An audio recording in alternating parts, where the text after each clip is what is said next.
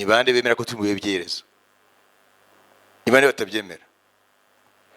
Nanjye ntabwo mbyemera. Ni bande bemera ko turi mu bihe by'iherezo?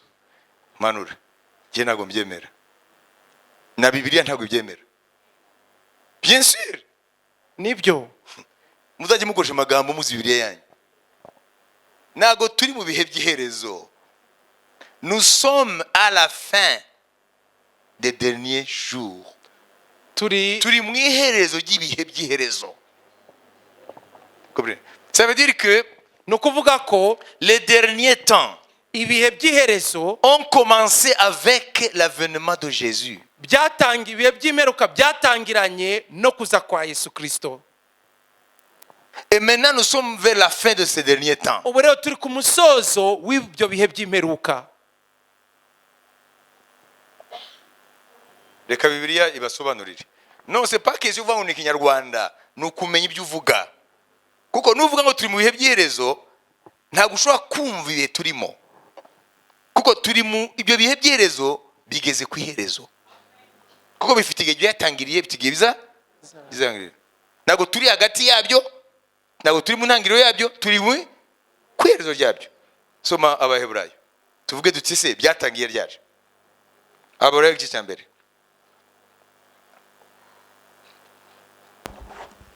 Ntabwo ari ibinyarwanda, ni ijambo ry'Imana, kutamenya concept. Écoutez, nigeze kubwira hano ni les concepts c'est très important. Imvugo y'amagambo ni ikintu cy'ingenzi. Comprenez? Alors, lis Hébreux chapitre 1er. Reka tusome Abaheburayo igice cya mbere.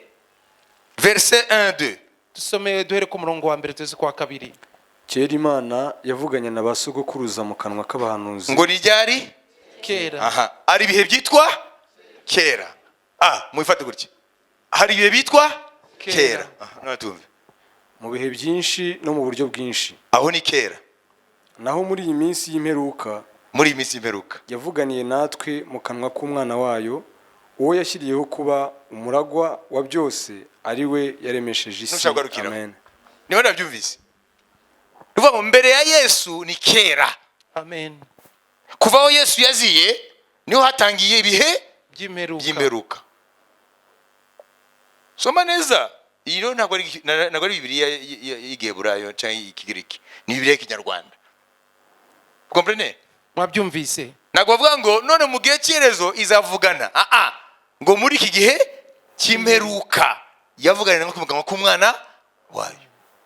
Ça veut dire Jésus a inauguré dans le calendrier de Dieu les derniers jours. Mvuga ngo Yesu yatangije mu kirengagihe cy'Imana ibihe by'imperuka. Ça veut dire Jésus est venu ouvrir le chapitre sur l'agenda de Dieu, sur la ligne de temps, l'expression que la Bible qualifie des derniers jours ou des temps derniers. Mvuga ngo Yesu yaje gufungura igice kubyerekeranye n'ikirangagihe cy'Imana, igihe cyitwa igihe cy'imperuka. Ça veut dire à l'époque de Pierre, mu gihe cy'aba Petero, c'était le début des derniers jours. Yari intangiriro y'ibihe by'imperuka. Parce que devant Dieu, un jour c'est comme 1000 ans, 1000 ans c'est comme un jour. Kubera ko imbere y'Imana umunsi umwe ni nk'imyaka igihumbi, n'imyaka igihumbi ni nk'umunsi umwe. Qui a compris? Ninde wabisobanukiwe? Alors, si au temps de Jésus, niba rero mu gihe cya Yesu, le monde était dans les derniers jours, isi yari igeze mu gihe cy'imperuka, et nous qui sommes natwe tugeze à 2000 ans de cette époque-là, ku myaka ibihumbi bibiri uhereye ku icyo gihe, nous sommes maintenant à quel stade? Twebwe se tugeze ku kihe cyiciro? Nous sommes à la fin de ce temps-là. Turi ku musozo w'icyo bihe. Ntuzongere kuvuga rero ngo iyi ni iminsi y'imperuka. Uzavuga ngo turi mu iherezo ry'iminsi y'imperuka. C'est tout. Qui a compris? Mais c'est biblique. Ni ibintu biri muri Bibiliya. Ari n'ahandi henshi ushobora kubereka. Ibi rero bifite ingaruka. Bifite ingaruka yo kukubwira ngo kanguka. Nta gihe gisigaye. Mwabyumvise? Kuko isaha y'Imana yatangiye kubara ibihe by'imperuka kuva aho Yesu yaziye. Nimba rero ibihe by'imperuka byarangira na minwi, kugira ngo twinjire mu wundi munsi mushya, urushinge rw'Imana ruri hafi kugonga kuri minwi. bari babyumvise. Iyo mutabyumvise n'ubuhanuzi bw'Imana ngo muzumva. Babyumvise. Muzajya mwumva bwa bundi ngo Imana ishaka imodoka ni promotion. Unzaro Daniel. Katujye muri Daniel, mu gitabo cya Daniel. Tujye muri Daniel vuba 12 umurongo wa 4. Ibice 12 umurongo wa 4. Nuko Daniel bumba igitabo ugifatanisha ikimenyetso kugeza igihe cy'imperuka. Benshi bazajarajara hirya no hino kandi ubwenge buzagwira. Amen. Amen. Toi prépare Apocalypse 22:10, mais je vais d'abord expliquer ici. Wowe itegure kubya. Toi Daniel, wowe Daniel, tiens secrète ces paroles et scelle le livre jusqu'au temps de la fin. Plusieurs le liront ce livre et la connaissance augmentera. Amen. Nuko Daniel bumba igitabo ugifatanisha ikimenyetso kugeza igihe cy'imperuka. Benshi bazajarajara hirya no hino kandi ubwenge buzagwira. Amen. Tout ce que Daniel a eu comme révélation, ibyo Daniel byose yakire cyangwa hawe nyishukirwa, l'ange lui dit, tiens secrète ces paroles. Marayika aramubwira ngo ibyo bintu ayo magambo yabike ahishe, que ce soit un livre scellé. kibe igitabo gifunze. Murabona iyi modoka zivuye mu mahanga zije mu Rwanda zikaba zifite imari y'abantu ariko bifunze mu buryo bizafungurwa gusa mu buryo bw'Imana n'amategeko n'ababigenewe. Ça veut dire que le livre depuis le temps de Daniel Nubango iki gitabo uhereye ku gihe cya Daniel était comme ce conteneur là cyari kimeze nka ziriya konteneri qui était cadenassé. zari ziriho iriya gufuri. Les gens qui ne sont pas concernés abantu bitarebaga ou les gens qui ne sont pas habilités à voir ce qui est dedans cyangwa abantu batari bafite ubushobozi bwo kureba ibiri imbere ne pouvaient pas comprendre. ntibari gushobora kubisobanukirwa. Quels sont les gens qui sont habilités? Ni bande bafite ubwo bushobozi? Quels sont les gens qui seront en mesure de voir ce qui est dans le conteneur? Ni bande abantu bazashobora kubona ibiri muri iyo konteneri? Il dit ce sont les gens qui vivront à la fin des temps. Aravuga ngo n'abantu bazaba mu bihe bisoza ibihe by'imperuka. Ça veut dire les gens qui seront à cette période des derniers jours. Aravuga ngo abantu bazaba baba muri iyo minsi ibihe bya nyuma. C'est là où Dieu va ouvrir le conteneur. N'Imana izafungura iyo konteneri. Daniel lui-même n'a pas compris. Na Daniel ubwe ntabwo yabisobanukiwe. Il a posé la question. Yabashikije ikibazo. Il a dit mais ces choses, elles viennent d'où, elles vont où? Aravuga ariko ibi bintu biravaye biganaye. Et la réponse qu'on lui donne. Igisubizo bamusubije. Toi Daniel, Ama ngo wowe Daniel, va jusqu'à la fin de tes jours. geza ku musozo w'iminsi yawe. Tu te reposeras. Uzaruhuka. Et au dernier jour, Ku munsi wa nyuma tu te réveilleras uzakanguka pour ta part. ku mugabane wawe. Ça veut dire les choses que tu as reçues par révélation. Nuvuga ngo ibintu wakiriye nk'ishukirwa Tu ne peux pas les comprendre. ntabwo wabisobanukirwa. Ni les gens de ton époque. Haba n'abantu bo mu gihe cyawe. Mais les gens qui vivront dans les derniers jours. Ariko abantu bazaba mu minsi ya nyuma y'iherezo, Dieu va ouvrir ce qui était sous scelle. Imana izafungura ibyari biriho ikimenyetso. Dieu va ouvrir Imana le izabifungura conteneur. iriya konteneri. Et ces gens verront ce qui est à l'intérieur. Hanyuma abantu babone ibizabihishwa imbere.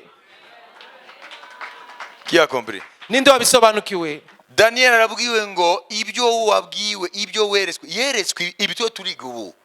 Ibi by'aba Trump bari barakora. Ibi by'aba Netanyahu bari barakora. Ibi bari ba Intifada bari ba Palestina barakora. Ibi no birakoreka ku isi. Daniel yarabyeretswe. Muranyumva? Ashaka kumenya ibyabyo n'ukuntu bizarangira. Baramubwira ngo ibi ntabwo ari ibyawe. Wowe genda usinzire ku iherezo y'ibihe uzahaguruka mu mugabane wawe. Uzahaguruka mu mugabane wa Daniel uhe? Umugabane wabera. Azahaguruka ryari? Mu muzuko wabera. Wabyumvise? Amen. Ni ukuvuga ngo igihe cyose Yesu yarataraza, igitabo cya Daniel cyari gihishwe. Apana guhishwa muri biblioteke. Washobora kukisoma ntubimenye. Wabyumvise? Ni bande se bazabyumva noneho ngo nawe mu bihe by'imperuka. Byatangiye ryari? No kuza kwa Yesu. no kuza kwa Yesu. noneho twumve rero umwe mu bihe by'imperuka, umwe mu bihe by'iherezo bigitangira ibihe by'iherezo icyo yabwiwe Yohana 22:10. Mwumve Ibyahishuwe Yohana 22 umurongo wa 10. kandi arambwira ati amagambo y'ubuhanuzi bw'iki gitabo ntuyazigame ngo uyagire ubwiru kuko igihe kiri bugufi. Amen. amen. We abwiwe ikinyuranyo n'icyo Daniel yabwiwe. On a dit à Daniel, c'est le livre. Babwiye Daniel ngo wowe igitabo gifunge. Il sera compris par ceux qui vivront au dernier jour. Bizasobanukirwa ku bantu bazaba baba mu gihe cy'imisi ya nyuma. Et par définition, les derniers jours ou les temps derniers ont commencé avec la venue de Jésus. Kandi mu busobanuro ibihe by'imperuka byatangiranye no kuza kwa Yesu. Et voilà Jean, Dore noneho Yohana, on lui dit le contraire de ce qu'on avait dit à Daniel. wowe bamubwiye ibinyuranye n'ibyo babwiye Daniel. Entre Daniel et Jean, Hagati ya Daniel na Yohana il y a 6 siècles. hari ibinyenjana bitandatu. Comprenez? Murabyumva?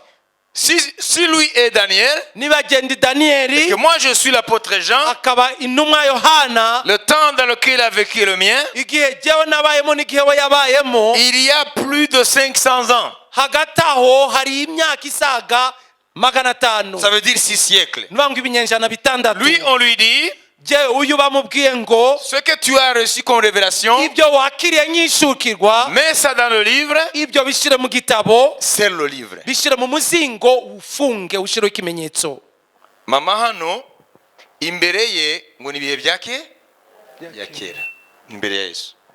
Kuva aho Yesu yaje akavugana natwe, ibihe by'iherezo byatangiye.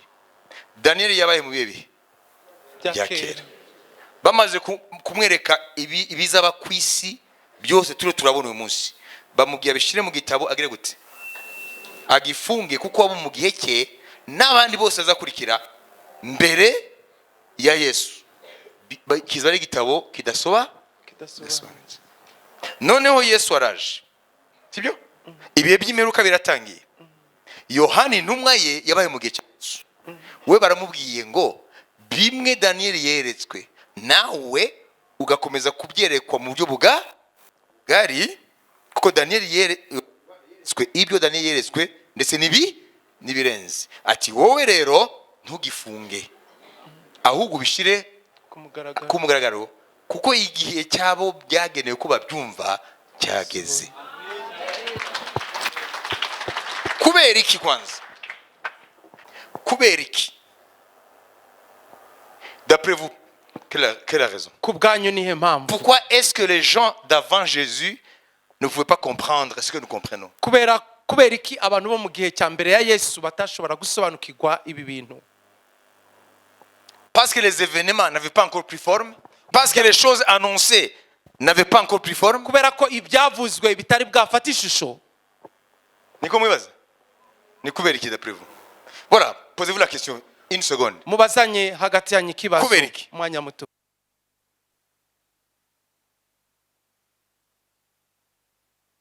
Mwabonye ko ari kubera iki? Hano mu kubera iki? Umwe namubwire kubera iki? Igihe cyo navuganye na Yves twatekereje nuko Daniel igihe ya hano yakiriye uburabuhanuzi, nuko civilisation y'igihe cyabo yari itandukanye n'ibintu yari yareretswe bya civilisation z'ubu ngubu cyangwa ibintu. No kuvuga ngo rero nuko ibintu byari bitarafashusho. Voilà. Mwebwe hano kubera iki?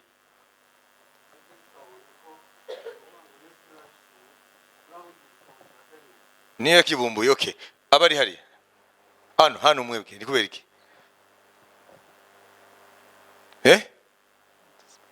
Ntawasubiza bitari byabo. Okay, fine. Mwebwe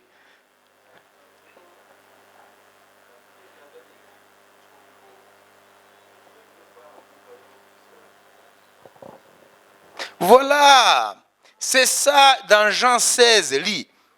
Nibyo byanditswe muri Yohana. La réponse est dans Jean 16, 13. Igisubizo kiri muri Yohani 16:13. Vite, vite. Somero vuba. uwo mwuka w'ukuri naza azabayobora mu kuri kose kuko atazavuga ku bwe ahubwo ibyo azumva n'ibyo azavuga kandi azababwira ibyenda kubaho. Amen.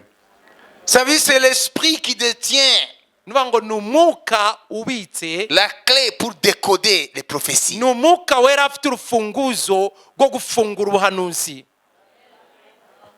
Oh, l'esprit de Dieu, kandi umwuka w'Imana lorsqu'il est venu au jour de la Pentecôte, igihe yamanukaga ku munsi wa Pentekoti il a ouvert yarafunguye l'air afunguye ibihe connaître byo kumenya les prophéties ubuhanuzi de Daniel bwari bwa Daniyeli et les autres prophéties. n'ubundi buhanuzi. Ça veut dire la connaissance nuvuga ngo ukumenya est venue par l'esprit.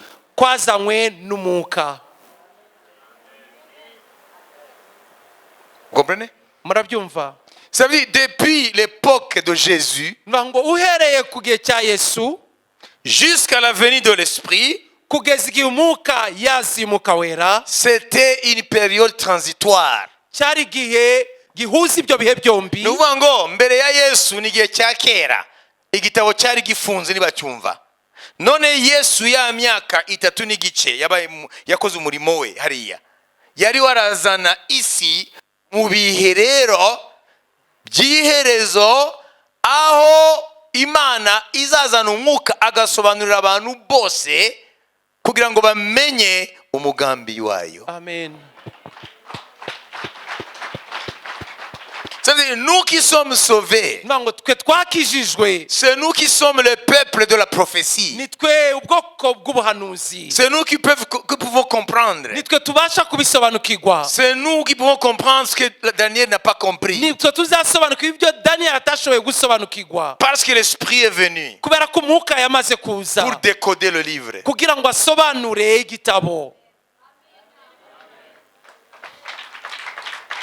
None ashaka mbabaze, ndiye kurangiza. Murabona rero kuno abantu bayobye, abantu bose mu byuma ngo bafite umwuka wera, ariko ntabwo bazi Bibiliya. Uwo mwuka wera se abagumiza mu bujiji n'uwahi. Ahari umwuka wera yaje ngo adufungure mu mwuka, adurufunguzo rwo kumenya uyu Daniyeli yabwiye ko bidashobora kumenyekana. Ntushobora kugira umwuka wera nyuma ukaguma uri mu bintu by'ubuhanuzi bupfuye. Wabyumvise? Amen. Mbere yuko umwuka wera aza gukwereka ibyaha bya kanaka, yaje kubanza kugufungura ubwenge kugira ngo utahure ibyanditswe byera. Amen.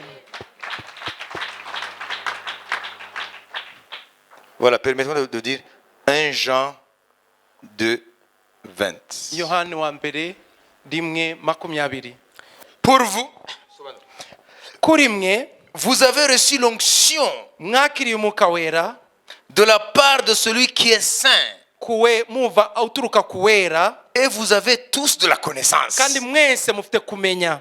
Parce que Daniel 12:4, kubera ko Daniyeli 12:4 l'ange dit à Daniel, marayika abwira Daniyeli, scelle le livre, igitabo ku muzingo ufunge, scelle le livre, funga igitabo, cache les paroles bika amagambo yahishe jusqu'au dernier jour. kugeza ku bihe by'imperuka. Alors, dans ces derniers jours, muri iyo minsi y'imperuka plusieurs le liront. benshi bazabisoma, Ils liront le livre. bazasoma icyo gitabo, Ils liront la parole prophétique. bazasoma iryo jambo ry'ubuhanuzi, Ils liront les révélations que tu as reçues. bazasoma amahishukirwa wakiriye. Je souligne, nshakarongo kuri iki, on ne lui a pas dit tous le liront. ntabwo bamubwiye ngo bose bazasoma, Ils ont dit plusieurs bakoresheje ngo benshi de ceux des derniers temps bo mu bihe by'imperuka liront ce livre. bazasoma icyo gitabo. Souvenez-vous, mubyibuke, iyo ndiyo ndacelebra sene hano, iyo ndiyo ndakora ku meza y'umwami hano, abarugere sibyo? Tujya dusoma iki ngo iki ni igikombe cy'amaraso y'isezerano rishya aviriye benshi ngo babarirwe ibyaha. Okay? Amen. nimuhuze benshi ba Matayo 26 na benshi bo muri Daniel 14 umurongo wa 4 urahita wumva abazabyumva ni bande. Amen. Abogejwe n'amaraso ya Yesu. Amen. Quand tu vois la Bible, la façon dont la Bible a été conçue, Iyo ubonye witegereje ukuntu Bibiliya yubakitse harmonieusement, byubakitse mu buryo bwuzuranye, ça ne peut être que l'œuvre de Dieu. nta gushidikanya n'umurimo w'Imana. Il n'y a aucune parole. Nta jambo na rimwe, Si la Bible s'interprète elle-même, niba Bibiliya yisobanura ubwayo, il n'y a pas de contradiction. nta kuvuguruzanya na kumwe kurimo. Et si contradiction il y a, Niba rero hari ukuvuguruzanya, c'est l'interprétation humaine. ahubwo ni ubusobanuro bw'umuntu. Si la Bible s'interprète elle-même, Niba ubwayo Bibiliya yisobanura, il y a harmonie des Écritures. ibyanditswe biruzuzanya, birasobanurana Et ubwabyo. si les gens disent qu'il y a des contradictions, Muba hari abantu bavuga ko hari ukuvuguruzanya, c'est à cause de leur interprétation personnelle. byaturutse uburyo bo babisobanuye ubwabo. Alors, permettez-moi de vous dire ceci. Munyemere mvuga iki? Daniel 12:4. Daniel 12:4. Alors, les gens de ces temps de la fin, Abango noneho abantu bo mu bihe by'imperuka plusieurs, benshi, il n'a pas dit tous, ntabwo yakoresheje ngo bose, le liront. bazabisoma, Conséquence, ingaruka la connaissance augmentera. bazunguka kumenya. Et 1 Jean 2:20, Yohani wa mbere 2:20, vous avez reçu l'onction, mwakiriye umwuka wera, et cette onction uwo mwuka wera vous a permis wababashije à acquérir kwakira la connaissance. ubwenge cyangwa kumenya.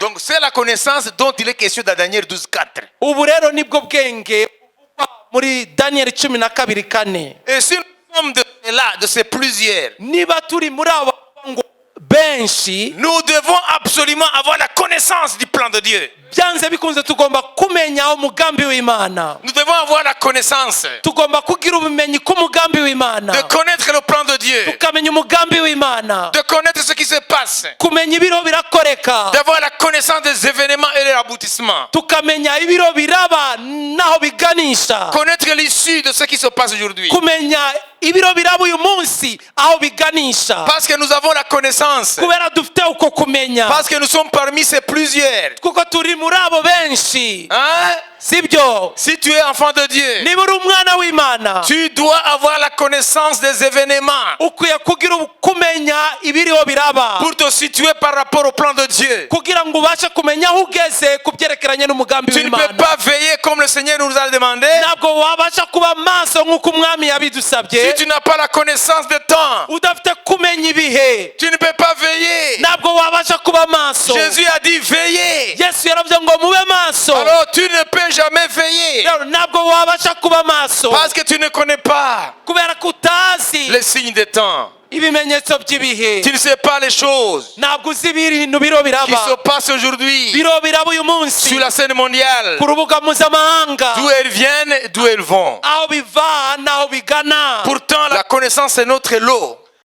Kumenya ubwenge ni C'est notre, umugabane wacu, c'est notre partage. ni umugabane wacu, Parce que la Bible est vérité. kubera ko Bibiliya ni ukuri. Nous avons la connaissance Dufite kumenya qui vient du Saint-Esprit guturuka ku mwuka wera, pour connaître les révélations de Daniel kugira ngo tumenye ibyahishuriwe Daniyeli et le livre de l'Apocalypse. n'igitabo cy'ibyahishuwe. D'ailleurs, le titre en français est faux. Ndetse kiriya umutwe w'amagambo wa kiriya gitabo ntabwo ari wo, Ce n'est pas l'Apocalypse. ntabwo ari Apocalypse. Le dernier livre de la Bible s'appelle Révélation. Igitabo cya nyuma cya Bibiliya cyitwa ibyahishuwe. Non, en Kinyarwanda, c'est vrai. Mu Kinyarwanda bakoresheje ijambo ryo, Et en anglais, c'est vrai. no mu Cyongereza niryo Revelation. bakoresha ibyahishuwe, En français, c'est faux. ariko mu Gifaransa ijambo rikoreshwa si. Pourquoi l'Apocalypse de Jean? Kubera ko bakoresheje iryo jambo Apocalypse, C'est vous montrer que ce sont des catastrophes. ni ukubagaragariza ko ari ibyago, Mais c'est pas vrai. ariko siko biri. Le titre, c'est la révélation. Umutwe w'amagambo ni ibyahishuwe. En Kinyarwanda, on est dans la ligne du Saint-Esprit. mu kinyarwanda turi mu murongo w'umwuka wera. C'est la révélation de Jean. Ni byahishuriwe Yohana. C'est la même révélation de Daniel, Nibyo byahishuriwe Daniyeli, mais amplifiée. ariko mu buryo bugari. Ça veut dire le livre de Daniel Nubangu igitabo cya Daniyeli et le livre de révélation de Jean. n'igitabo cy'ibyahishuriwe Yohana Et ils peuvent être compris de nos jours. byashobora gusobanukirwa uyu munsi wa none. Ce ne sont pas des livres que Dieu a mis là-bas pour rien. Ntabwo ari ibitabo Imana yashize hariya kubw'ubusa. En disant non, ça, on ne peut pas comprendre ça. Ngo biriya bintu ntabwo bisobanutse, biriya bitabo bireke, ntabwo ushobora kubyumva. Ngo bavuga ibintu by'inyamaswa, amahembe, ibiki. Non, Oya, ça c'est le diable qui te ment. uwo ni Satani ugushuka. La Bible dit, Bibiliya yarabivuze. ceux qui vivront au temps de la fin, Abazaba mu bihe by'imeruka, Dieu leur donnera l'onction Imana izabaha umwuka wayo qui va les conduire dans toute vérité. uzabayobora mu kuri kose, Et ils auront la connaissance qu'ils ont dans ce livre-là. kandi bazamenya ukuri kose. Ils auront la connaissance qui est dans ce livre-là. Bazagira ubwenge no kumenya kubiri muri uko kuri. Aujourd'hui, nous pouvons décrypter Ubu ngubu dushobora kureba tukamenya à travers la Bible binyuze muri Bibiliya kuki amahanga, kuki abanyapalestina, kuki ibintu byose bavuze biriya bintu, kuki babivuze. Maintenant, nous pouvons nous décrypter les raisons ubu ngubu dushobora gusobanukirwa impamvu parce que nous avons la connaissance. kubera ko dufite ukumenya.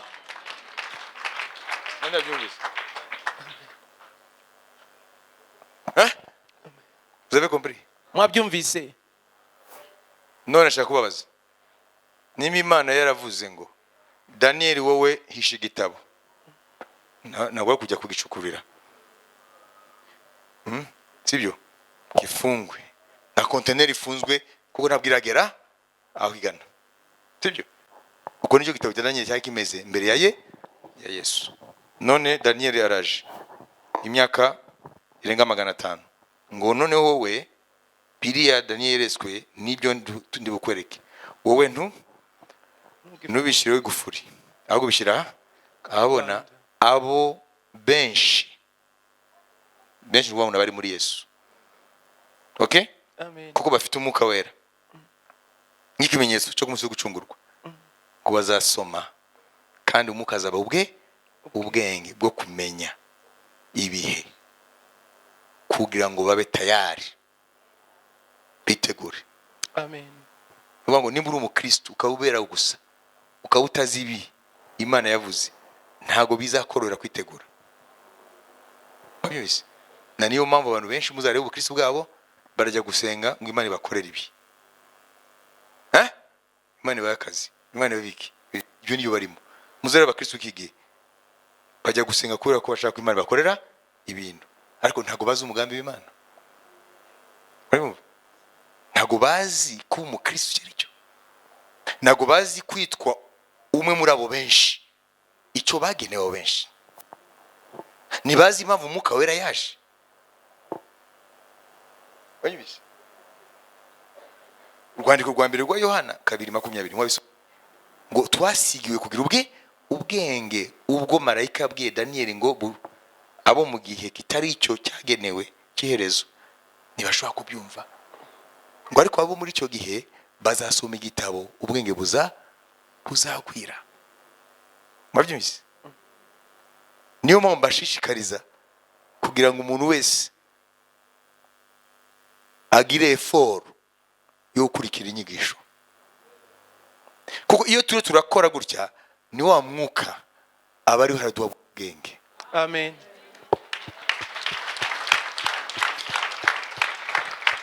Aba ari barakora iki? Niyo ndangiriza wowe ntago mubona umwuka, ariko aricyo arakora. Dore ibyo arakora. Vous savez, ce que l'Esprit est venu faire, Jésus l'a fait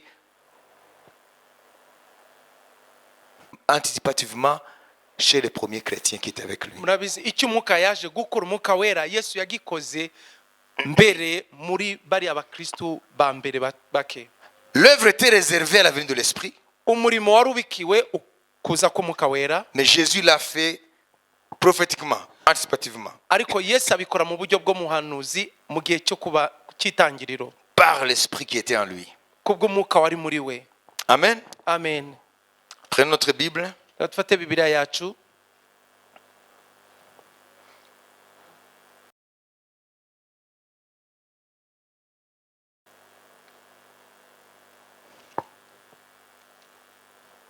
Je ne sais pas si vous comprenez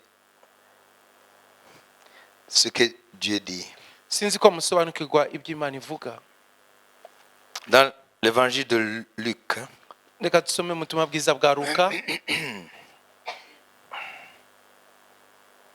chapitre 24, igice cya 24, verset 45.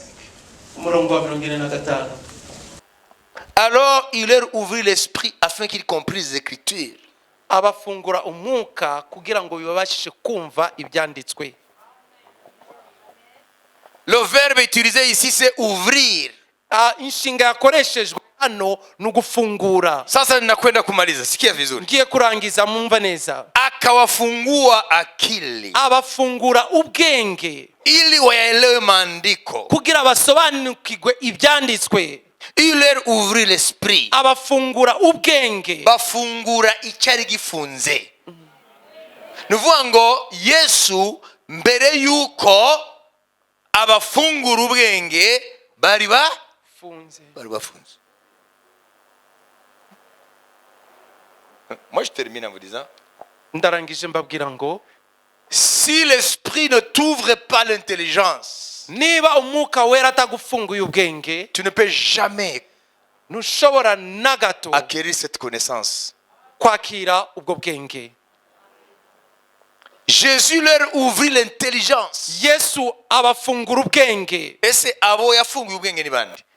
Mais ce sont des gens qui avaient un background de Moïse, de la loi.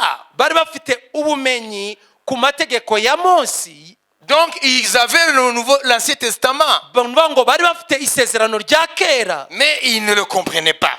Ariko ntibamusobanukirwa, ntibabyumva. Aba ntabwo ari abapagani. Abigishwa ba mbere bari abayuda. Kandi kuba abayuda barakuriye mu byanditswe byera bya Mose. Bari bafite isezerano rya kera. Ariko bararisomaga ntibaryumve. Comprenez? Amen. Nawe ushobora kuba uri mu itorero ryawe ukaba ufunze mu bwenge. Ngo abafungura ubwenge. Nuvuga ngo mu bwenge hari amagufuri. Izi nyigisho rero iyo ziyo ziratangwa umwuka akora uriya muri mu mwami yakoze. Abarafungura amagufuri. Ndayo tahoye. Mwabyumvise? Ufite ubwenge bw'isi bukubasha kubaho muri iyi si. Ariko mu by'ubwami bw'Imana urafunze. Amen. Mwabyumvise? Amen. Akwiye kuza muri wowe agafungura aho atereka ubwenge. Amen. Kuko nukurikira hariya mu kurangiza ngo amaze kubafungura ubwenge ngo ahera kuri Mose na Zaburi ababwira ibyo basomaga ntibabyumve, noneho bafunguye ubwenge barabyumva. Bamenya ko Yesu gupfa kwe byari byaranditswe barabisoma buri munsi. Amen. Niyo ndabyumize. Birasaba kwanza wowe uba ufite icyo kintu cyuko wowe ufite gusigwa, ufite umwuka wera. Nimba nta mwuka wera ufite, ibyo mvuga byose kuri wowe bizaba ibintu gusa biraho. Tuzasoma ibivugwa mu makuru no muri televiziyo yawe ujye ubyumva. Mais tu ne comprendras jamais. Ntuzigera usobanukirwa na rimwe. Qu'est-ce que ces choses disent Ibira bintu biravuga iki? sur le plan prophétique? Mu buryo bw'ubuhanuzi. Ça présage quoi? Birategura iki? Vous voyez? Ntushobora kubyumva. Ibi byo tuya tumva amakuru bose barabizi no mwisi ko ni ibintu basoma, ni ibintu babona. Ariko se ndibangaye bazi aho bigana. Nibangaye bazi icyo birategura. Nibangaye bazi icyo bihase. Ntabwo ari benshi. Comprenez? Rero wowe uri hano ukabukijijwe. Nashaka kukwinginga ntuzabe umuntu gusa umumateraniro. Ukwiye kugendana n'iby'Imana irayishura kandi bikagira ingaruka mu buzima bwawe. Amen. Icyambere bikwiye kukuzana kwegera Imana cyane. Kuko umaze kumenya ko ibihe ni bigufi byashize. Wabyumvise? Amen. Murabyumva? Amen. Icya kabiri ukagira umwete wo kuzana benshi ku mwami. kuko ntabwo uzi abo Imana yageneye ubwami ni bande. Ibi rero ntabwo ngo ndababwiza ukuri kubyumva gusa twigumira turaho nta kintu gihinduka. Nous sommes en train de perdre notre temps. tuba turatagaza igihe cyacu Kuko ibi bigukwiye gutera gucunguza uby'umwete. Wabibizi kiretse nimba utari muri bariya benshi Bibiliya yavuze. Bibaza ko bari muri bandi benshi. Nibazi ko bari muri bandi bake.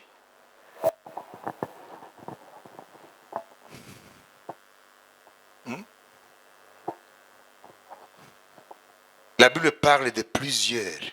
Bibiliya ivuga benshi. Ça veut dire ceux qui sont sauvés. Nuvuga ngo ni bari abakijijwe. Ceux qui sont nés de nouveau. Abavutse ubwa kabiri. Ceux qui ont l'Esprit Saint. Abafite umwuka wera. L'Esprit ouvre l'intelligence. Umwuka afungura ubwenge bwabo. Pour qu'ils puissent comprendre. Kugira ngo bebashishe gusobanukirwa. La connaissance. Ubwenge. Du plan de Dieu. Bw'umugambi w'Imana. Et vivre en accord avec la révélation. Kandi bagashobora kubaho nkuko ibyahishuwe biri. Pas vivre en dehors du temps de Dieu.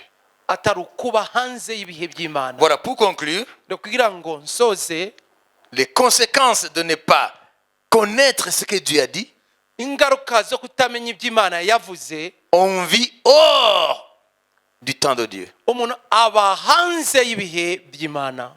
Dieu a des temps irafite ibihe runaka différents de notre temps. binyuranye n'ibihe byacu tubamo. Dieu a des saisons. None mu ibyo bihe hakaba imyanya runaka. Alors, ne pas connaître ces révélations kutamenya ibi byahishuwe t'amène à vivre hors du temps de Dieu, hors des saisons de Dieu. Bikuzana kuba hanze y'ibihe Imana yaremye n'imyanya runaka Imana yaremye muri ibyo bihe. Quoi que tu dises que tu pries, nubwo wavuga ko usenga, mais quand Dieu te voit, ariko Imana ikurebye, ton style de vie, uburyo ubayeho, tu es hors du temps de Dieu, hors des saisons de uri Dieu. hanze y'ibihe by'Imana n'imyanya runaka Imana yakuremeye mu ibyo bihe. Ça veut dire Dieu nous appelle à vivre son temps et ses saisons. Nuvuga ngo Imana iraduhamagara kuba mu bihe byayo no mu myanya Imana yaturemeye yayo. L'église doit vivre dans les temps de Dieu. Itorero rikwiye kuba mu bihe by'Imana Et ne pas en décalage par rapport au temps de Dieu. ntiribe hanze mu bihe y'ibihe by'Imana. None wowe wankurikiye kugeza uno munsi,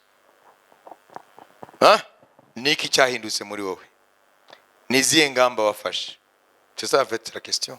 Icyo nicyo kibazo. Là ubundi ça sera vous donner juste une information, pas de suite. Ubundi byahabari nko kubagezaho amakuru ariko ntagire icyo bihindura.